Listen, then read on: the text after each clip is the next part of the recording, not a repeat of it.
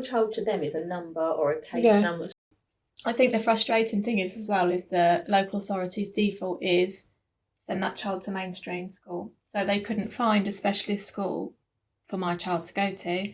So their default was leave him at his mainstream school, name that on his EHCP. And I'm like, but he's not attending, he can't attend. Yeah, but we can't find one. So if you just put that, it'll be fine. And I'm like, no way.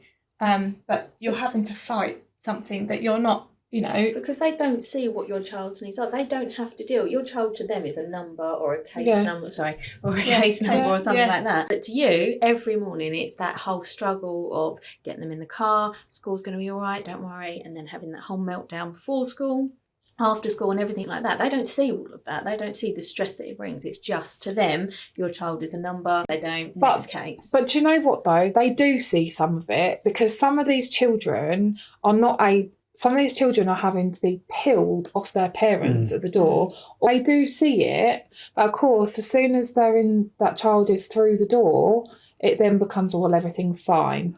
But actually, it's not fine. And actually, who misses out is the children. The children are suffering. Tune in to Cherrywood Podcast every Friday on all major podcast platforms, or register to be a guest.